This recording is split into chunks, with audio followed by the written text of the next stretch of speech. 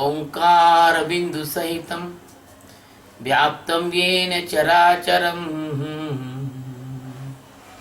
तत्पदं दर्शितं येनं परमानंदम सद्गुरु। सद्गुरु भगवान की कृपा से आज जो है गीता के अध्याय 2 का 62वां श्लोक है। और अब जो श्लोक आ रहे हैं ये बहुत ही कीमती श्लोक हैं, आप लोगों के जीवन से बहुत ज़्यादा संबंधित है। विषयों के चिंतन से जो आसक्ति होती है और ये आसक्ति आदि जो अवगुण होते हैं ये आपके अधःपतन को किस प्रकार से करते हैं, इसके बारे में ये श्लोक है। 62वां श्लोक 62। ध्यायतो विषयान् पुंसः संगस्ते पूषुपजायते। ध्यायतो विषयान् पुंसः संगस्तेषुपजायते। संगात् संजायते कामः, कामः क्रोधो अभिजायते। ध्यायतः विषयान् पुंसः संगतेषु उपजायते। संगात् संजायते कामः, कामात् क्रोध अभिजायते।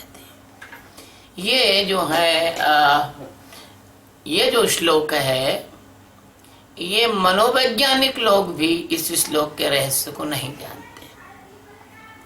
यह श्लोक का शाब्दिक अर्थ ऐसा है कि ध्यायतः यानी चिंतन करने वाले, विषयान यानी विषयों का, पुंसा यानी पुरुष की, संग यानी आसक्ति, तेषु यानी उन विषयों में, उपजायते यानी हो जाती है, संगात यानी आसक्ति से, संजायते यानी उत्पन्न होती है, कामा यानी काम, उन विषयों की कामना, कामात यानी कामना से, कामना के विघ्न पड़ने में, क्रोध यानी क्रोध, अभिजायते यानी उत्पन्न होता है।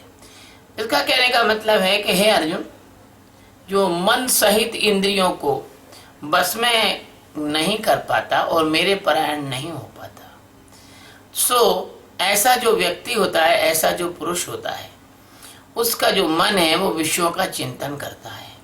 और विषयों का चिंतन करने वाले पुरुष की उन विषयों में आसक्ति हो जाती है। आसक्ति होने से क्या होता है कि उन विषयों की कामना उत्पन्न होती है, और जब कामना में विघ्न पड़ता है तो क्रोध उत्पन्न होता है। देखो, ये बहुत ही एकदम स्वाभाविक और मनोवैज्ञानिक प्रक्रिया है। ये बायोलॉजिकल प्रोसेस है। ये समझो कि साइकोलॉजिकल फिजियोलॉजी है। ये it is the psychological physiology, और कह सकते हैं इसको this is the science of your hormones and your enzymes and your chemical effect of your body secretions। तो सद्गुरु जो भगवान श्री कृष्ण सच्चिदानंद अनंत कोटि ब्रह्मांड नायक राजाधिराज श्री कृष्णचंद्र भगवान जो है कहते हैं कि शिष्य जो है अर्जुन, मेरी बात बहुत ध्यान से सुनो। अर्जुन तो बस एक माध्यम है। भगवान ने तो सारे जगत के प्राणियों को उपदेश देने के लिए गीता कही है। पूर्व का जो श्लोक है 61, उसमें जो उन्होंने कहा है कि जो व्यक्ति अपने अंदर मौजूद आत्म तत्व की ओर परायण नहीं होता और नियमित ध्यान नहीं करता, ऐसे व्यक्तियों की इंद्रिय, बुद्धि, चित्त, अहंकार से हटने की क्षमता नहीं होती। उनकी प्रज्ञा को अस्तित्व में प्रतिष्ठित नहीं किया जा सकता। और जो ऐसा करते हैं उनकी प्रज्ञा को प्रतिष्ठित किया जा सकता है। कौन? जो भगवान के परायण होते हैं, जो ध्यान करते हैं, जो थोड़ा जागरण की तरफ बढ़ते हैं, उनकी प्रज्ञा एक समय पे आने में प्रतिष्ठित होती है। ऐसे जो लोग हैं जो मन, बुद्धि, चित्त, अहंकार से हटकर अपनी प्रज्ञा को अस्तित्व में प्रतिष्ठित कर लेते हैं, तो ऐसे जो पुरुष होते हैं वो तो अलग हो गए। लेकिन जो ऐसा नहीं कर पाते, जो अपने अंदर मौजूद परमात्मा के परायण नहीं हो पाते, जो इंद्रियों के माया जाल में फंस जाते हैं, तो उनकी क्या स्थिति बनती है? तो भगवान इस श्लोक में कह रहे हैं, वह उनका क्या होता है कि वो जैसे ही कोई विषय आंख से, कान से, नाक से, श्वास से, त्वचा से, 5 ज्ञान इंद्रियों के किसी भी ज्ञान इंद्रिय से उनके पास कोई विषय आया, कुछ उन्होंने देखा या कुछ उन्होंने सुना या कुछ उन्होंने सूंघा या कुछ उन्होंने छुआ या कुछ भी नहीं करा, वो शांत बैठे हैं, तो उनके मन ने पुराने समय की स्मृतियों के कोई संस्कार उनमें जगा दिए। पुराने समय की जो स्मृतियां हैं उनके संस्कार उनके मन ने उनमें जगा दिए। तो उसके विचार मात्र से क्या होता है कि वो उन विषयों का ध्यान करने लग जाते हैं। वो परमात्मा का ध्यान तो गया चूल्हे में, लेकिन वो क्या करते हैं कि उन विषय का अनुभव करने लग जाते हैं और ध्यान करने लग जाते हैं, इंटरेस्ट लेने लग जाते हैं। जो भी उनके अंदर इन इंद्रियों से इनपुट आया है, वो उस इनपुट जो है उनके साथ क्या करता है, उनका जो दिमाग होता है, दिमाग उसमें डालता है। और दिमाग में क्या है, जो मन है, मन जिसमें इंटरेस्ट ले रहा होता है। जैसे आप भूखे हैं, आपको भोजन में इंटरेस्ट है, आपको भूख लग रही है।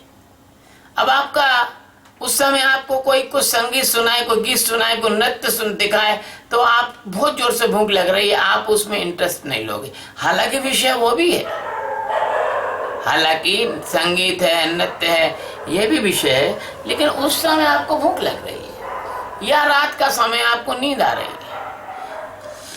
तो क्या करता है मन, क्या करता है कि आपके अंदर विचारों के पुंज, विचारों का समूह, विचारों के बादल, विचारों की भीड़, बहुत बेतरतीब विचार भी चलते हैं। ये जो विचार चलते और निरंतर बनते रहते हैं, ये विचार आपके अंदर एक दिवा स्वप्न, ड्रीम इन द डे, दिवा स्वप्न, कुछ चित्र बनाते हैं, कुछ अंदर चित्र बनाते हैं। अंदर आपके दिमाग में जो चित्र बनाते हैं, और ऐसे चित्र बनाते हैं जैसे कोई आप वीडियो देख रहे हैं या कोई पिक्चर मूवी देख रहे हैं, सिनेमा देख रहे हैं। और आपके मन की दशा क्या होती है कि आप उन विचारों के साथ साथ बहने को मजबूर हो जाते हैं। आप उनके विचारों के साथ साथ बह रहे हैं, आपको पता ही नहीं कि आप कौन हो। आपको पता ही नहीं, अज्ञानी को तो पता ही नहीं कि वो कौन है। वो तो जैसा विचार आता है वैसे क्रिया करने लग जाता है, वैसा बोलने लग जाता है, वैसा चुटकुला सुना दो तो हंसने लग जाता है, कोई करुणा का दृश्य जाए तो रोने लग जाता है, कहीं कोई नाच रहा हो तो उसके साथ उसके हाथ पैर भी थिरकने लग जाते हैं। अरे भैया, अज्ञानी को तो पता ही नहीं है कि वो कौन है। उसके पास तो वो तो ऐसा है जैसे आंधी में उड़ रहा हुआ कोई एक पत्ता। तो क्या होता है कि ये विचारों के द्वारा ये जो आपको जो बहने को मजबूर कर देते हैं विचार, तो आपके शरीर की जो कर्मेंद्रियां होती हैं वो उन विचारों के हिसाब से सक्रिय हो जाती हैं। भोजन का विचार आएगा, मुंह में से लार टपकने जैसी हो जाएगी। सुगंध का विचार आएगा, हाँ मस्त हो जाओगे। किसी कोमल बिस्तर पर लेटे हो, बैठे हो, या किसी कोमल चीज को छू रहे हो तो उस छूने में आप रस लेने लग जाओगे। तो इस प्रकार से ये जो विचार जो आते हैं, फिर इनका दूसरा स्टेज क्या होती है, द्वितीय प्रभाव क्या होता है, सेकेंडरी प्रभाव क्या होता है कि ये कर्ता भाव में ले जाते हैं आपको। पहली स्टेज तो ये होती है कि विचार आपको क्या करते हैं, बहुत सारे विचार आके एक प्रवाह बनाते हैं, एक आंधी जैसी बनाते हैं, और फिर उसमें एक मूढ़ता सी पैदा करते हैं, एक अजीब प्रकार की मूढ़ता पैदा करते हैं। उस मूढ़ता का नाम होता है कामना, होता है उसका नाम है डिजायर या कामना। उन विचारों के बादलों का इतना अधिक उमड़ाव होता है, इतनी अधिक सघनता होती है, इतना तेज प्रभाव होता है कि आपकी चेतना, आपकी सजगता का जो सूर्य है, जैसे बरसात में सूरज ढक जाता है काले काले बादलों से, और कभी कभी तो मैंने खुद ऐसा दृश्य देखा है कि ऐसा लगता है जैसे दिन में रात हो गई हो, शाम हो गई हो। तो वो काले काले बादलों से जो सूरज ढक जाता है, वैसे ही तुम्हारी अंदर की चेतना है वो ढक जाती है, और विचारों की आंधियों में आप पत्ते के समान उड़ते हुए चले जाते हो। आपको पता ही नहीं कि आप कहाँ जाओगे, है ना। वो कहते संसार है एक नदिया, सुख दुख दो किनारे हैं, और ना जाने कहाँ जाएं हम बहते धारे हैं। उनको पता ही नहीं है, पत्ते की तरह बहते हुए उड़ते हुए जो भी समझ लो चले जाते हो, और आपको अपना होना ही नहीं मालूम पड़ता कि आप कौन हो। बस जन्म लेते हो और विचारों में खोए खोए, नींद में खोए खोए, सारे संसार में जीवन जी जुआ के और मृत्यु में चले जाते हो। आपको पता ही नहीं कि आप कब मर गए और कब आपका जन्म हो गया, कब आपने जीवन जी लिया, फिर कब मर गए, फिर आपका जन्म हो गया। ऐसे कई कई जन्म आपके होते चले जाते हैं। जैसे एक सपने के बाद दूसरा सपना आता है, ऐसे एक जन्म के बाद दूसरा जन्म आता है। तो ऐसे जो विचार आने पर जो मनोदशा और कामना की जो आंधियों में आप बहते हो, ऐसे हजारों हजार प्रकार की तो वासनाएं हैं, और हजार हजार प्रकार की कामनाएं हैं, और लाखों प्रकार की इच्छाएं हैं। और आपकी जो मूर्छा है, ये मूर्ता है, आपकी जो नींद है, या आपकी जो तंद्रा है, आपकी जो बेहोशी है, उसका मुख्य कारण क्या है कि आप परमात्मा के परायण नहीं होकर, परमात्मा की दिशा में न जाकर माया द्वारा उत्पन्न भ्रामक विचारों की दिशा में चले गए, और विचारों के खिलौने बन गए, माया के खिलौने बन गए। माटी कहे कुमार से तू क्या रूंधे मोए, एक दिन ऐसा आएगा मैं रूंधूंगी तोए। तुम माटी के खिलौने बन गए, माटी में मिल जाते हो, फिर बनते हो, फिर मिलते हो। माखन लाल चतुर्वेदी की एक कविता थी, मिट्टी की महिमा। मिट्टी फिर उठती है, फिर गिरती है, मिट्टी फिर बनती है, फिर चलती है, मिट्टी फिर गिर गिर कर उठती है। न जाने क्या क्या कि लिखा था उसमें मिट्टी के बारे में। ऐसे ही महापुरुष लोग जगत को कहते हैं मिट्टी है, मिट्टी है। कोई मर जाता है कहते हैं मिट्टी है, उठाओ मिट्टी, उठाओ मिट्टी उठाओ। तो कहने का तात्पर्य है कि आपकी जो मिट्टी है ना, बार बार ये विचारों की वजह से आपको जो है खेल खिलाती है, आपको नचाती है, हंसाती है, रुलाती है, कभी हर्ष में तो कभी शोक में, तो कभी पीड़ा में, तो कभी मौज में। एक पागल के समान अनिश्चित अनिर्णित आपका जीवन गंदगी के विचारों में डूबता उतरता। जिसको तुम अच्छा समझते हो वो भी गंदगी का ही विचार है। विचार कभी अच्छा कैसे हो सकता है? क्योंकि वो आपको परमात्मा से अलग हटा रहा है, दूर कर रहा है। जो आपको परमात्मा से, जो अमरता से अलग हटा रहा है, जो अमृत से अलग हटा रहा है, वो अच्छा कैसे हो सकता है? ऐसे ही आपका विचारों में उतरता डूबता जो जीवन है, और वो जितने भी प्रकार के पशु पक्षी सृष्टि में हैं, मौजूद हैं, उनकी सारी पार्श्विक वृत्तियां जो हैं वो आपके अचेतन में संस्कार के रूप में संग्रहित है। मैं एक उदाहरण देना चाहूंगा। एक कुत्ता यदि कुछ खा रहा हो, एक कुत्ता यदि कुछ खा रहा हो और उसके पास से आप गुजर जाओ, तो उसको भ्रम हो जाता है कि आप उसका भोजन छीनने को आए हैं। सूख हाड़ले स्वान सठ, निरख, मतलब वो जो है सूखे हाड़ भी चबारा हो और उसके बगल से कोई इंद्र भी निकले तो उस पर भौंकने लग जाएगा। अरे क्या कोई इंद्र उसका सूखा हड्डा खाएगा क्या?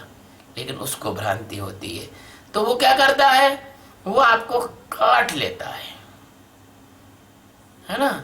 ऐसे ही आपके अंदर ये मन रूपी जो कुत्ता है, ये विषय रूपी हड्डी खा रहा है, भोजन खा रहा है। और अगर कोई बाहरी या आंतरिक, दोनों तरह के विक्षेप होते हैं, ऐसा नहीं होता कि बाहरी बाहरी होते हैं, आंतरिक विक्षेप भी होता है। कभी कभी आदमी खुद पे भी नाराज हो जाता है।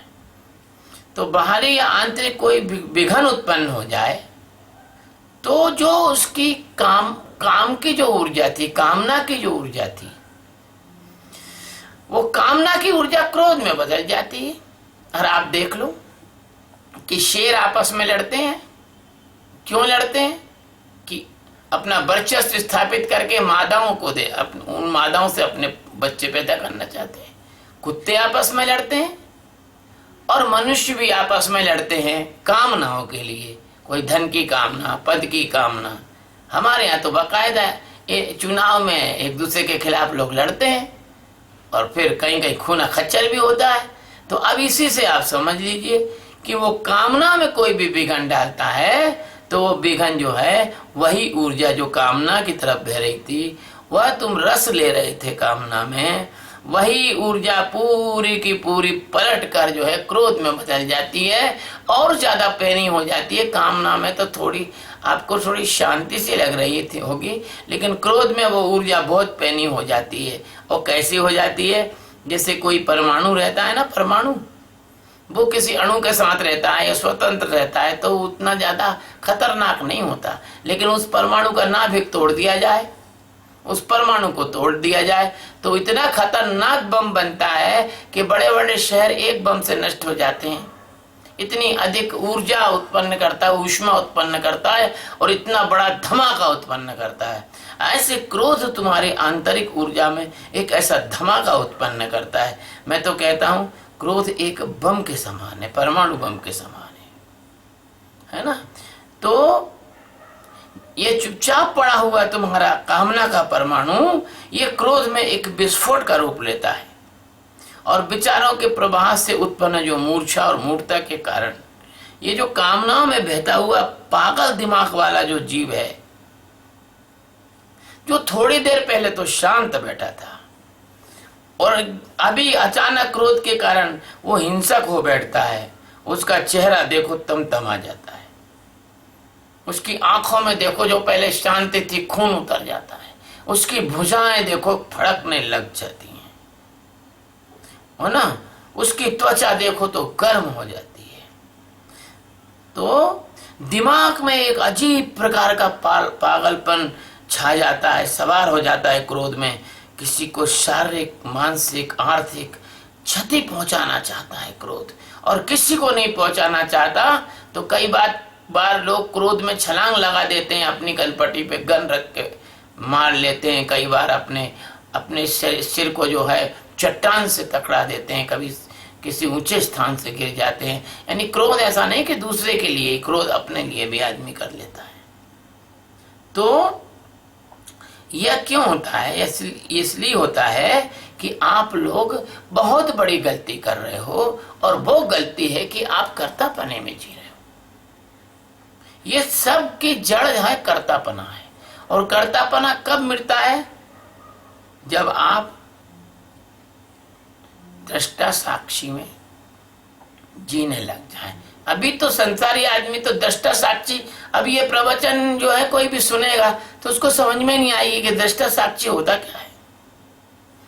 तो जब दृष्टा साक्षी में आप जीने लग जाएं तब ये होता है। अभी तो आपको क्या है, ना तो दृष्टा साक्षी का पता है ना अपने स्वरूप का पता है। आप तो बिल्कुल गहरी नीम बेहोशी में पड़े हो। जैसे कोई आदमी बहुत सारी नीम की गोलियां खाता है और खा के सो जाता है, ऐसी बेहोशी में आप पड़े हो। आप जो है ना, आपसे ये बेहोशी कुछ भी करा सकती है। इसलिए भगवान ने इसके पहले के सूत्र में कह दिया था कि मत परायण और आसीत, तू मेरे परायण हो जा। और आसीत मतलब बैठ, ध्यान कर, बैठ जा, बैठ, ध्यान करा कर। जीवन में जो है ध्यान का बहुत गहरा महत्व है। ध्यान ऐसा है, एक कल्प वृक्ष है, एक ऐसा कल्प वृक्ष है कि जैसा तुम ध्यान करोगे तुम्हारा जीवन वैसा रूपांतरित हो जाएगा। भृंग और कीट के समान। भृंगी एक कीट को लाती है और उसको दीवार में मिट्टी लगाकर अंदर बंद कर देती है और उसको चारों तरफ भूं भूं भूं भूं करती है। थोड़े समय में वो कीट भृंगी होकर निकलता है। हालांकि साइंस कहता है कि वो उसी का बच्चा होता है, लेकिन हमारे अध्यात्म में ये कहा जाता है कि जैसे शिष्य होता है वो गुरु के पास आता है, गुरु बार बार उसको ब्रह्म ज्ञान का प्रतिपादन करते हैं, फिर पुनरावृत्ति नए नए तरीके से उसको ब्रह्म ज्ञान के बारे में बताते हैं। एक दिन ऐसा होता है कि वह कीट रूपी शिष्य जो है वो भ्रंग रूपी गुरु के ब्रह्म के रूप में परिवर्तित हो जाता है, रूपांतरित हो जाता है, ट्रांसफॉर्मेट हो जाता है। ठीक है, यह बात तो ज्ञान की हुई। लेकिन आप जगत में यदि जी रहे हैं और जगत में आपकी सफलता और विफलता ये भी ध्यान पर निर्भर करती है। हम कहते भैया ध्यान से चलाना हो, गाड़ी चला रहे हो ध्यान से चलाना, ये दिल्ली है। अपन कहते भैया आप BSNL में काम करते हो, अब ज्वाइंटर होता है वो ज्वाइंट करता है तारों को, कनेक्शंस को। अपन कहते हैं, आप कहते हो भैया ध्यान से ज्वाइंट करना, जिसका ज्वाइंट उधर ही करना। ऐसा नहीं हो कि लल्ला का जो है टेलीफोन का नंबर पिल्ला के लग जाए, पिल्ला का धल्ला के लग जाए, धल्ला का गल्ला के लग जाए। इसको कहते हैं जीवन के सारे आयामों में ध्यान जो है वो कैसा फैक्टर है, इंपॉर्टेंट फैक्टर है। यह उस ध्यान की बात नहीं कर रहा अभी जो आत्मज्ञान के लिए किया जाता है। मैं तो इतना ही कहता हूं कि अगर तुम्हारे विचारों की भीड़ कम हो जाए तो कम से कम तुम जीवन के कार्यों को तो ढंग से कर सकोगे। यह विचारों की जो प्रबलता की स्थिति है, यह एकाग्रता की मैं बात कर रहा हूं। अभी मैं बात कर रहा हूं एकाग्रता की, कि एकाग्रता यानी कंसंट्रेशन से आप कोई काम करते हैं तो काम आप अच्छे से कर लेते हो संसार में, क्योंकि आप इसी से परिचित हो। इस एकाग्रता से ज्यादा 100 गुना ज्यादा जो साक्षी में जीने वाला व्यक्ति है वो काम अच्छा कर सकता है। क्यों? कि उस समय उसके दिमाग में विचारों का भार भी नहीं होता, भीड़ भी नहीं होती, अशांति भी नहीं होती, कामना भी नहीं होती, वासना भी नहीं होती, भय भी नहीं होता कि काम बिगड़ जाएगा। निर्भयता से अच्छा काम करता है। इसलिए मैं बच्चों से कहता हूं कि बेटा जब पेपर देने जाओ परीक्षा में तो भय नहीं रखो। जब पेपर देने जाओ तो रात में जगो नहीं, आराम से सो, क्योंकि जितना तुम भय से पेपर दोगे उतना पेपर तुम्हारा बिगड़ जाएगा, और जितना शांति से दोगे उतना प्रश्न पत्र तुम्हारा अच्छा जाएगा। तो इसमें क्या है कि जिस विषय की, विचार की जीवात्मा में अधिक प्रबलता होती है, अधिक मन उसको स्वीकृत कर लेता है, उससे जुड़ जाता है, और मन जब उससे जुड़ता है तो रस लेने लग जाता है। भगवान सद्गुरु इसे संग यानी आसक्ति कहते हैं। आसक्ति जैसे ही उत्पन्न होती है, आसक्ति का रूपांतरण कामना में हो जाता है, वासना में हो जाता है। वासना एक तीव्र इच्छा होती है। वास्तव में तो अनेक जन्मों से, जन्मों जन्म से वासनाओं की भट्टियों में आप जल रहे हो, अंदर आपके दहक रही हैं भट्टियां, और ईंधन चाहिए उनको, और आहुतियां चाहिए, और भोग चाहिए, और फिर क्या होता है, और विचार उत्पन्न करती है। दृश्य ध्वनि आदि से जुड़कर एक व्यामोह उत्पन्न करती हैं, एक जादू सा, एक सम्मोहन सा उत्पन्न करती हैं। लेकिन एक बात और देखो कि जिनके पास इंद्रियां नहीं है, कुछ भाई अंधे हैं, बहरे हैं, गूंगे हैं, वो भी जो है रात में सपना देखते हैं, और तुम्हारे जैसा ही सपना देखते हैं। धन का देखते हैं, स्त्रियों का देखते हैं, घूमने फिरने का देखते हैं, वो भी रात में सपना देखते हैं। उनके पास विचार कहां से आ गए? अगर इंद्रियों से विचार आते थे वो तो गूंगे बहरे अंधे हैं, फिर कैसे आ गए? ये जो विचार हैं ये तुम्हारे जन्म जन्म का अनुभव भी है, पिछले जन्मों का अनुभव भी है। विचार पिछले जन्मों से भी आते हैं, विचार इस जन्म से भी आते हैं, और विचार तुम्हारे पुराने अनुभव से भी आते हैं, और विचार तुम्हारे रोजमर्रा के जीवन से भी आते हैं। और जो विचारों की प्रोसेस है वो इतनी तेज है, इतनी तीव्र है कि प्रकाश की गति से भी ज्यादा तीव्र है। सेकंड के लाखवें हिस्से में पूरी हो जाती है। विचारों से, कामना से, और कामना से क्रोध उत्पन्न होता है। आपको पता ही नहीं चलता कि अरे बाप रे, एक सेकंड के लाखवें हिस्से में पता ही नहीं चलता कि आप कब क्रोध आ गया, आपको होश ही नहीं रहता। इसलिए ज्ञानी कहते हैं कि क्षण क्षण की सजगता चाहिए, हर क्षण में जागना होगा, है ना। इसमें अत्यंत सूक्ष्मता से सजगता होनी पड़ेगी, अत्यंत पैनी नजर रखना पड़ेगी। साक्षी की निगरानी सच्चे ध्यान का प्रारंभ है। जो जैसे काम का क्रोध में रूपांतरण हुआ है ना, तो मानव को पता नहीं चलता कि क्रोध के और काम के आवेग में वो क्या क्या कर बैठता है। सारी सामाजिक नैतिकता, उसको सिखाया हुआ धर्म सिद्धांत, उसकी शिक्षा, उसके संस्कार सब चूल्हे में चले जाते हैं, तब धरे के धरे रह जाते हैं। जब क्रोध आता है तो बेकार हो जाते हैं, निरर्थक हो जाते हैं, असहाय हो जाते हैं, कोई काम नहीं आते हैं। अगर इन संस्कारों से, इन शिक्षाओं से लोगों का क्रोध रुक सकता तो ये जगत इतना अशांत नहीं होता। इस प्रकार अगर इस धरती को शांति और अपराध रहित बनाना है और सुखी और आनंदित बनाना है, तो इस धरती पर हमें आत्म जागरण के साक्षी ध्यान का आंदोलन चलाना पड़ेगा। साक्षी ध्यान को आंदोलन के रूप में आपको लेना पड़ेगा। जब क्रोध आता है तो उसके पीछे कामना की बारूद ऐसे जलती है जैसे किसी मिसाइल या किसी रॉकेट के नीचे का वो कक्ष जलता है। वो वासना जो जलती है वो क्रोध को गति देती है ना, उसको वेलोसिटी देती है, उसको पलायन वेग देती है। इसलिए ये जो क्रोध में आदमी पागलपन करता है, वो ऐसा पागलपन कर सकता है कि कोई जीवन भर का पागल भी शर्मा जाए, वो भी नहीं कर सकता जितना क्रोध में व्यक्ति पागलपन करता है। क्यों करता है? क्योंकि आपकी ऊर्जा निकलने के केवल दो ही मार्ग आपकी चेतना जानती है, एक है काम और दूसरा है क्रोध, और कुछ जानती नहीं। मुख्य रूप से आपके दो प्रेशर वाल्व्स हैं, एक तो काम है और दूसरा क्रोध है, उससे आपकी ऊर्जा निकलती रहती है। और इन काम और क्रोध से निपटने में अगर कोई चीज है तो विचारों की चाबियां हैं। जब तक आप साक्षी के माध्यम से इन विचारों के पार नहीं जाओगे, तब तक आप उन आंधी में अपने को बचा नहीं पाओगे। साक्षी एक शेल्टर है। साक्षी की सजगता जो है ना, वह आपका एक बचाव है।